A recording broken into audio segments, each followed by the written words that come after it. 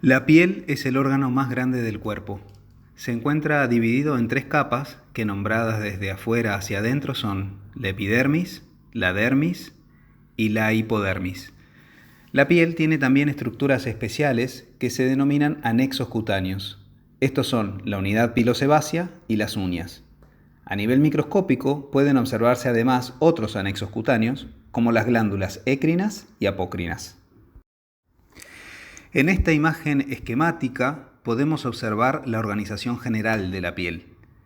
En la porción superior, la epidermis, que se encuentra formada a su vez por 4 capas celulares de distinta morfología. En la porción media, la dermis. Ambas, dermis y epidermis, están atravesadas por los anexos cutáneos, la glándula écrina y la unidad pilosebácea. La primera, compuesta por un acino cercano a la unión dermo-hipodérmica, un conducto excretor que discurre a través de la dermis y luego atraviesa la epidermis, donde se denomina acrosiringio, que termina abriéndose al exterior.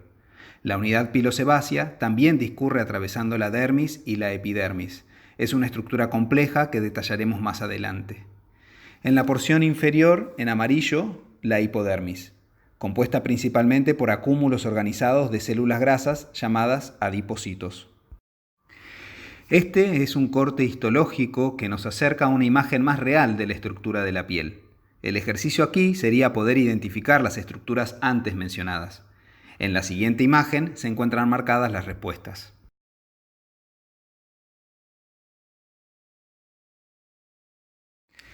La piel tiene múltiples funciones. Las principales son función de barrera, o sea, protección contra agentes externos y mantenimiento del medio interno. Es decir, evita que ingresen organismos, noxas, agua y otros minerales, químicos, alergenos, gérmenes, etc. Y evita que se pierda agua, minerales y nutrientes. La piel funciona como una barrera que nos separa del exterior y actúa como un envoltorio protector. Se considera que la epidermis, específicamente a nivel del estrato córneo, es la estructura principal de esta función. Protección contra radiaciones ultravioletas, ya que tiene la capacidad de reflejarlas y absorberlas. La célula principal que cumple con esta función son los melanocitos de la epidermis. Termorregulación. A nivel de la dermis discurre una compleja red vascular que, por vasoconstricción y vasodilatación, promueve el mantenimiento o descenso de la temperatura corporal respectivamente. Además, el ser humano presenta glándulas sudoríparas écrinas que ayudan en esta función, humedeciendo la superficie cutánea para contribuir con el descenso de la temperatura. Estas glándulas, como vimos, se originan cerca de la unión dermoepidérmica y eliminan el sudor a través de conductos que atraviesan la dermis y la epidermis hasta el exterior. Vigilancia inmunológica. La piel funciona como un órgano inmunológico. No solo evita la entrada de noxas por su función de barrera, sino que las partículas orgánicas, inorgánicas y gérmenes que logran franquear dicha barrera despiertan una respuesta en el organismo como segunda barrera de contención. Las células de Langerhans juegan un papel primordial en este sentido. Estas células se encuentran también en la epidermis y funcionan como presentadoras de antígenos para iniciar el ataque y la eliminación de agentes externos potencialmente dañinos. Y finalmente, la última función, metabolismo hormonal. La piel puede considerarse también un órgano endocrino. A nivel de la epidermis tiene lugar el metabolismo y síntesis de múltiples hormonas. El ejemplo más claro es la síntesis de vitamina D a partir de las radiaciones ultravioletas B. Vamos entonces a ir hablando en particular de los distintos componentes del órgano cutáneo. La epidermis, la porción más superficial de la piel, es un epitelio avascular, pavimentoso, estratificado y queratinizado. Avascular porque no la atraviesan vasos, sino que depende de la dermis para su nutrición, que es donde discurren las estructuras vasculares, como ya hemos mencionado. Es un epitelio altamente celular, cuya principal célula es el queratinocito. Los queratinocitos componen más del 90% de la epidermis. Estas células, como veremos, sufren un proceso de maduración ascendente en el cual van modificando su estructura hasta terminar convertidas, a nivel superficial, en grandes láminas anucleadas de alto contenido proteico, que es la queratina, pegadas unas a otras por un material cementante de naturaleza lipídica. Es a partir de esta porción más externa, compuestas por múltiples capas de láminas proteicas pegadas a unas a otras por lípidos, donde realmente la epidermis ejerce su función de barrera. En este proceso de maduración y de diferenciación ascendente, es posible reconocer claramente al menos 4 formas distintas de queratinocitos. 4 capas compuestas por queratinocitos, cada una de ellas que es fácil de diferenciar de las otras desde el punto de vista morfológico y funcional. Es por esto que decimos que la epidermis es un epitelio estratificado, o sea, en capas. Llamamos cornificado o queratinizado al hecho que en la superficie ya no hay células viables o vivas, sino corneocitos, que son queratinocitos, que mencionamos antes, que perdieron todos sus componentes celulares, núcleos, organelas, etc., y que terminaron convertidos en bolsas aplanadas llenas de queratina. Los queratinocitos no son el único tipo celular del epidermis. Los melanocitos y las células de Langerhans son otros componentes fundamentales y hablaremos de ellos más adelante. La epidermis y la dermis entran en contacto de manera estrecha y su superficie de contacto se amplifica a través de ondulaciones compuestas por las crestas epidérmicas, que son proyecciones de la epidermis hacia la dermis, y papilas dérmicas, que son proyecciones de la dermis hacia la epidermis. En esta imagen vemos más esquemáticamente la estratificación epidérmica. De abajo hacia arriba podemos observar claramente 4 morfologías distintas. Los queratinocitos basales, que forman una monocapa de células pequeñas cuboideas o cilíndricas en contacto con la dermis, separadas de esta por una estructura denominada membrana basal que no se observa en este esquema. Esta capa epidérmica es la encargada de proliferar para dar origen a los queratinocitos que van a ir transformándose, es decir, diferenciándose hacia la superficie. El segundo estrato está formado por queratinocitos llamados espinosos, acá representados por 2 células más o menos redondeadas. En la vida real forman varias capas celulares que constituyen el llamado estrato de Malpighi o estrato espinoso, que le da cuerpo a la epidermis. Se denominan espinosos porque en esta capa son fácilmente identificables los desmosomas, que son estructuras de unión que mantienen a los queratinocitos pegados unos con otros para que el epitelio no se disgregue. En el esquema se encuentran señalados con flechas rojas. En los cortes histológicos, los desmosomas se observan como espinas localizadas en la periferia celular. Estos complejos de unión celular en realidad están presentes en todos los estratos epidérmicos, pero son más visibles en el estrato de Malpighi. A nivel de la última capa, la capa córnea, se denominan córneo-desmosomas. Y a nivel de las células basales se encuentran estructuras de unión similares que mantienen unidos a los queratinocitos con la dermis subyacente, llamados hemisdesmosomas, que están marcados con la flecha celeste en el esquema. La tercera capa está formada por los queratinocitos granulosos y conforman el estrato o capa granulosa. Esta capa suele estar compuesta por 1 a 2 hileras horizontales de células. Los queratinocitos se llaman así porque en el proceso de maduración van acumulando gránulos de queratohialina visibles en la microscopía. Morfológicamente son más ahusados que los queratinocitos espinosos. Además, estos queratinocitos tienen los denominados cuerpos de Odland o cuerpos lamelares, que son fundamentales para la formación del material cementante lipídico del estrato inmediatamente superior, el más superficial, la capa córnea. La capa córnea está formada por queratinocitos llamados corneocitos. A este nivel, como ya fue señalado, las células perdieron todas sus organelas y terminan siendo estructuras con alta densidad proteica llenas de queratina, grandes, aplanadas, superpuestas unas sobre otras. Esta capa tiene distinto espesor según la región anatómica. Es máximo en plantas y palmas y mínimo en los párpados y en el escroto. El estrato córneo remeda a una pared compuesta por ladrillos, que son los corneocitos, pegados unos a otros por el cemento, compuestos por lamelas lipídicas.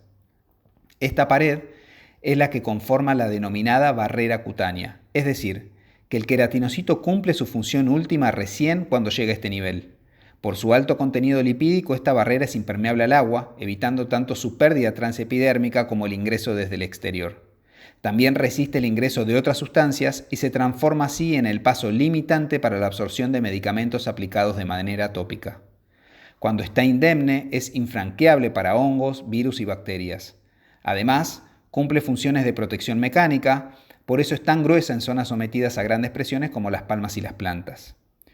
Un queratinocito originado en la capa basal tarda aproximadamente 14 días en llegar al estrato córneo y otros 14 días para eliminarse de la porción más superficial del epidermis por un proceso de descamación imperceptible. En esta imagen podemos observar el proceso de cornificación. Entre el estrato granuloso y la capa córnea, los queratinocitos van cornificándose progresivamente. Van formando una envoltura periférica del lado interno de la membrana plasmática, muy compleja, compuesta por distintas proteínas que le otorgan rigidez creciente. La principal proteína es la queratina. A su vez, los cuerpos lamelares o de Odland van volcando hacia el exterior su contenido de ceramidas, colesterol y ácidos grasos para formar la sustancia cementante intercorneocitaria. En su conjunto, los queratinocitos cornificados, los corneocitos, y los lípidos complejos extracelulares forman la capa córnea, que es la verdadera barrera cutánea. Se considera que la proliferación de queratinocitos se realiza a partir de queratinocitos stem cell localizados en la capa basal epidérmica, la zona del bulge, del epitelio folicular y del epitelio de la glándula sebácea. Existen dos modelos que explican el proceso de proliferación de la epidermis. En el modelo de proliferación simétrica, una stem cell se divide originando otra célula stem cell y una célula de amplificación transitoria. Esta última se divide 4 o 5 veces antes de comenzar su diferenciación y ascender al estrato de Malpighi en forma de queratinocito espinoso. Por otro lado, en el modelo de proliferación asimétrica, una célula stem cell se divide de manera transversal o longitudinal para formar otra stem cell proliferante y un queratinocito que terminará transformándose en célula espinosa. Si la división es transversal, el queratinocito espinoso ingresa directamente a la capa espinosa. En la división longitudinal lo hace luego de pasar un tiempo en el estrato basal. Se cree que ambos modelos coexisten in vivo. Como mencionamos, existen otras células fundamentales en la epidermis, los melanocitos y las células de Langerhans. Los melanocitos son células dendríticas que se ubican entre las células basales, entre los queratinocitos basales. En ellas se sintetiza la melanina, que se organiza en complejos intracelulares llamados melanosomas. La melanina funciona absorbiendo las radiaciones ultravioletas. El principal estímulo para la producción de melanina justamente son las mismas radiaciones ultravioletas. La síntesis también puede ser estimulada hormonalmente y por procesos inflamatorios. Cada melanocito entra en relación con varios queratinocitos del estrato basal y del estrato espinoso, a través de sus múltiples dendritas. Su función es traspasarles melanosomas. En el queratinocito, los melanosomas que obtiene del melanocito se ubican por arriba del núcleo celular en forma de sombrilla para evitar que las radiaciones ultravioletas lleguen al ADN celular. Entre las distintas razas humanas no existe diferencia en el número de melanocitos.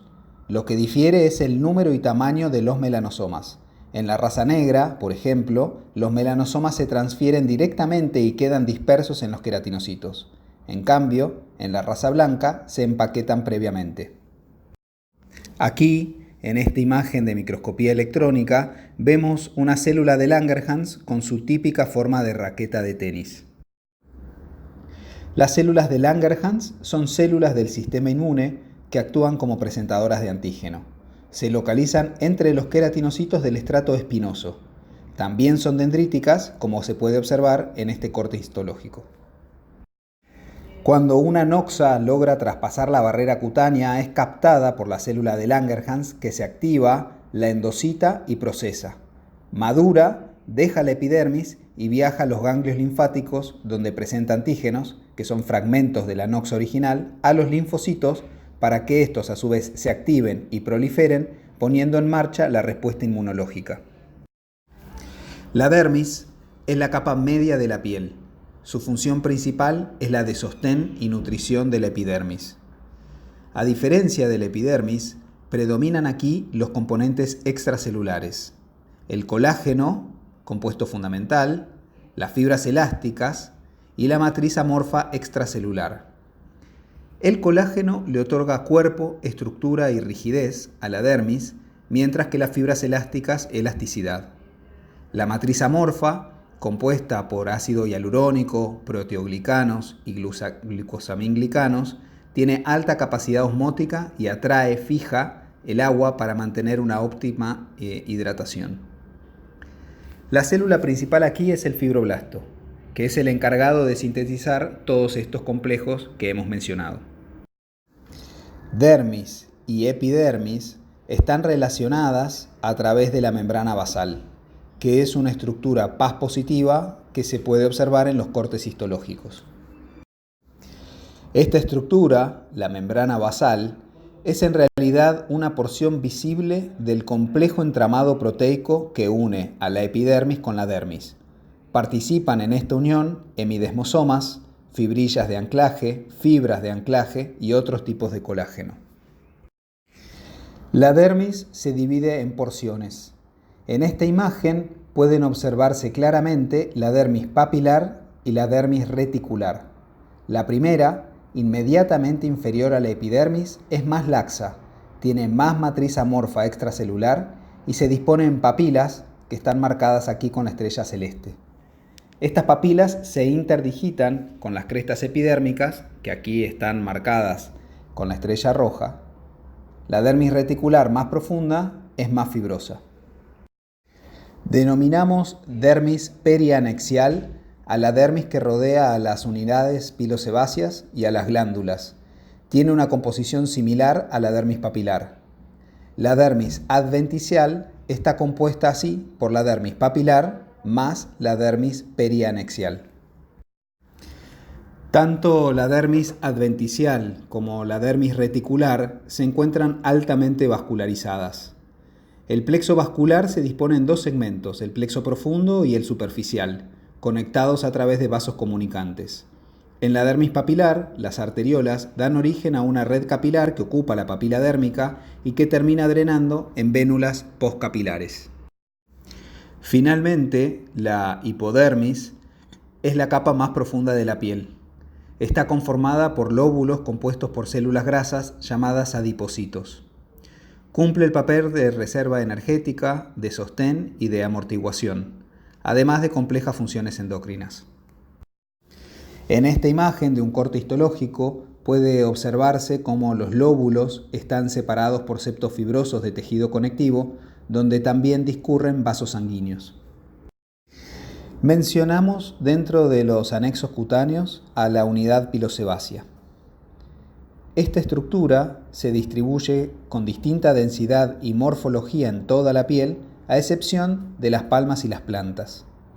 La densidad es máxima en el cuero cabelludo y en el polo cefálico. Suele existir una relación entre el tamaño del folículo piloso y la glándula sebácea asociada. En el cuero cabelludo, el folículo piloso es grande y la glándula sebácea pequeña. En cambio, en la piel lampiña del rostro se da la situación opuesta. En la unidad pilosebácea debemos reconocer el folículo piloso con el tallo piloso, el infundíbulo, la glándula sebácea, el istmo, la zona del bulge, el bulbo piloso y la papila. En este esquema podemos observar las estructuras antes mencionadas. La unidad pilosebácea se divide en dos porciones a nivel de una línea que pasa por la zona del bulge, el segmento superior y el segmento inferior. El infundíbulo piloso corresponde a la porción epidérmica desde donde emerge el tallo piloso. Este lugar puede ser asiento de distintos gérmenes. En estas imágenes se observa a la izquierda levaduras de Malassezia y a la derecha de Modex. Aquí, en detalle, a nivel del segmento inferior, el bulbo piloso, marcado con una estrella celeste, la matriz pilosa, y con la estrella roja, la papila dérmica correspondiente. La relación que tienen estas dos estructuras es similar al que existe entre las crestas epidérmicas y las papilas dérmicas. En este esquema del bulbo piloso se observa la papila dérmica, la matriz y la constitución de la vaina radicular externa e interna. Las uñas cumplen una función de protección sobre los dedos, aumentan la sensibilidad y facilitan la motricidad. La unidad unguial comprende a la lámina unguial y 4 estructuras epiteliales, que son, en sentido proximal, el repliegue ungular proximal, en el extremo opuesto el hiponiquio, y por debajo de la lámina el lecho unguial y la matriz a nivel más proximal. Además, la lámina está franqueada por sus costados por los repliegues ungulares laterales. La lúnula se encuentra en la porción proximal de la lámina. Se observa como una estructura semicircular blanquecina y corresponde a la porción distal de la matriz unguial que se trasluce por la uña. Resumiendo, la piel se encuentra subdividida en 3 capas fácilmente identificables. La epidermis, la más delgada y externa. Aquí la célula principal es el queratinocito. La función de la epidermis esencial es funcionar como barrera, aunque también participa en la protección de radiaciones ultravioletas, la inmunidad y la síntesis de vitamina D. La dermis, por debajo de la anterior, contribuye a su sostén y nutrición. Predomina la matriz extracelular, o sea, las fibras de colágeno, las fibras elásticas y la matriz amorfa. La principal célula es el fibroblasto, encargada de la síntesis de todos los componentes antes mencionados. La capa inferior, la hipodermis, está compuesta por lóbulos de células grasas. Como anexos cutáneos resaltamos a la unidad pilosebácea y a las uñas. Tanto la superficie de la piel como las unidades pilosebáceas y las uñas pueden ser asiento de micosis superficiales, dermatofisias, candidiasis y tinias pictirospóricas.